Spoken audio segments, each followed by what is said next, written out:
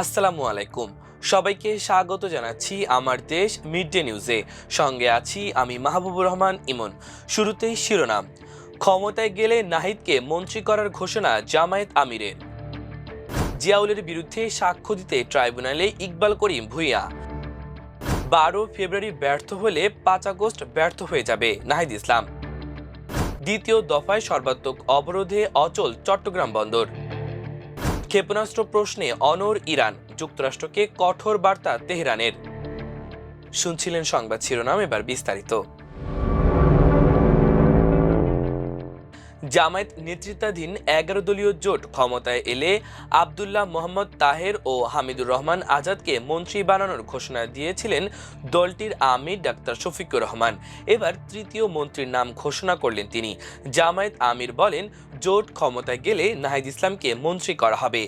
আজ রোববার বেলা 11টার দিকে রাজধানীর বাড্ডায় নির্বাচনী জনসভায় তিনি এ ঘোষণা দেন।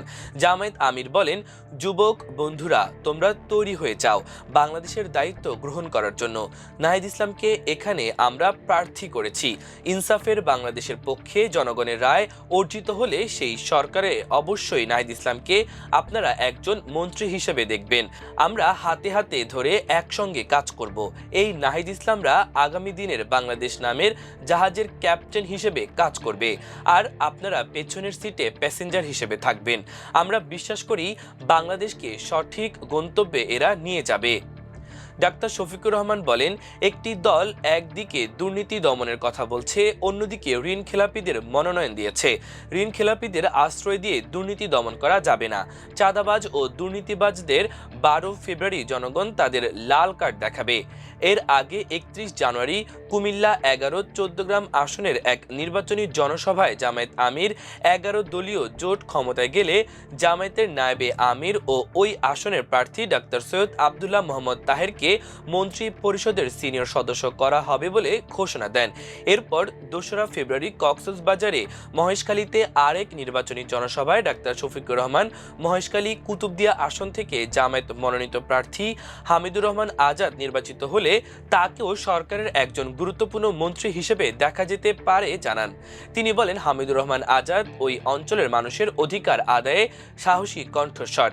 এভাবে দুই প্রার্থীর নাম প্রকাশ্যে ঘোষণার পর রাজনৈতিক অঙ্গনে আলোচনা শুরু হয়েছে, তাহলে বাকিরা কারা? 11 দলীয় জোট সরকার গঠন করলে জামায়াত কিংবা শরিক অন্যান্য দল থেকে আর কোনো নেতারা মন্ত্রী পরিষদে জায়গা পেতে পারেন, তা নিয়ে নানা জল্পনা কল্পনার মধ্যেই নাহিদ ইসলামের নাম সামনে এলো। রাজনৈতিক বিশ্লেষকদের মতে, নির্বাচনের আগে নির্দিষ্ট কয়েকজনকে সম্ভাব্য মন্ত্রী হিসেবে তুলে ধরার কৌশলের মাধ্যমে জামায়াত সংশ্লিষ্ট আসনগুলোতে ভোটের মাঠে বাড়তি প্রভাব তৈরির চেষ্টা করছে। তবে পূর্ণাঙ্গ মন্ত্রিসভা নিয়ে এখনো দল বা জোটের পক্ষ থেকে আনুষ্ঠানিক কোনো তালিকা প্রকাশ করা হয়নি।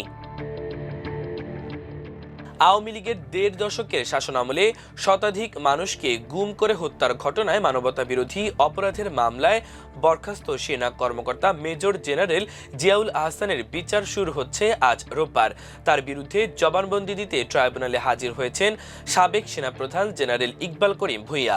আজ আন্তর্জাতিক অপরাধ ট্রাইব্যুনাল 1-এর চেয়ারম্যান বিচারপতি গোলাম মর্তুজা মজুমদারের নেতৃত্বাধীন 3 সদস্যের ট্রাইব্যুনালে প্রসিকিউশনের সূচনা বক্তব্য উপস্থাপনের মাধ্যমে মামলার বিচার শুরু হবে। ট্রাইব্যুনালের অপর 2 সদস্য হলেন বিচারপতি শফিউল আলম মাহমুদ ও বিচারক মোহাম্মদ মহিতুল হক এনাম চৌধুরী। আজ জিয়াউলের বিরুদ্ধে প্রথম সাক্ষীর জবানবন্দির রেকর্ড করার কথা রয়েছে। এর আগে গত 14 জানুয়ারি জিয়াউলকে অভিযোগ থেকে অব্যাহতির আবেদন খারিজ করে তার বিরুদ্ধে আনুষ্ঠানিকভাবে অভিযোগ গঠন করে বিচার শুরুর আদেশ দেয় ট্রাইব্যুনাল।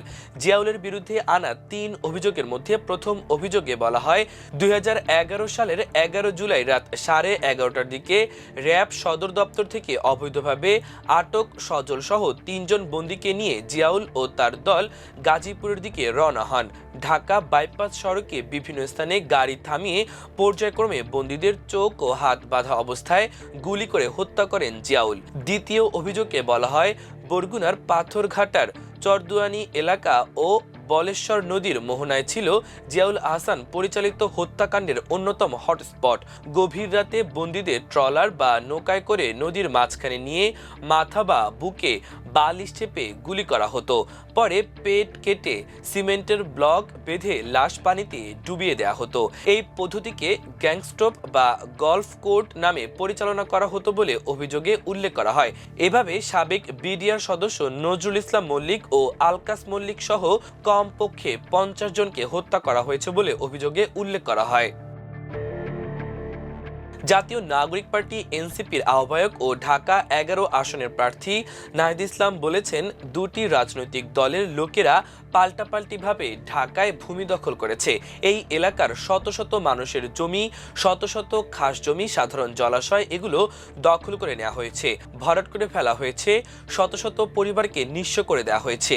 আমরা ক্ষমতায় গেলে ভূমিদস্যুদের চিরতরে নির্মূল করা হবে।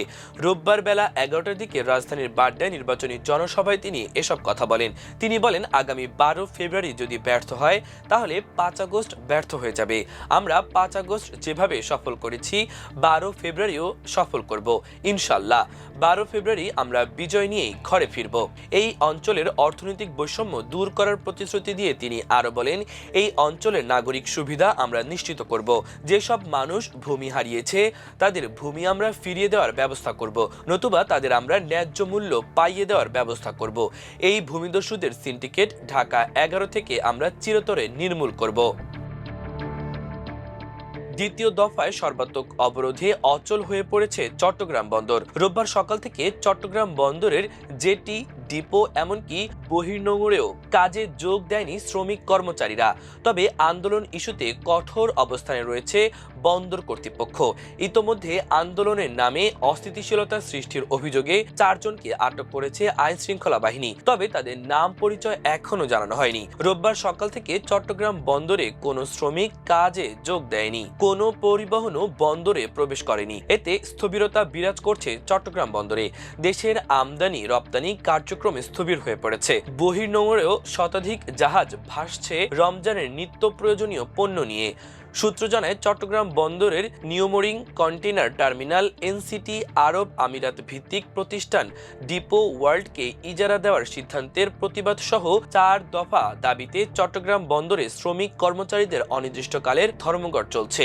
বন্দর রক্ষা সংগ্রাম পরিষদের ডাকে 6 দিন কর্মবিরতি পালনের পর 2 দিন বিরতি দিয়ে আজ রবিবার সকাল 8টা থেকে ফের অবরোধ কর্মসূচি শুরু করেছে শ্রমিক কর্মচারীরা।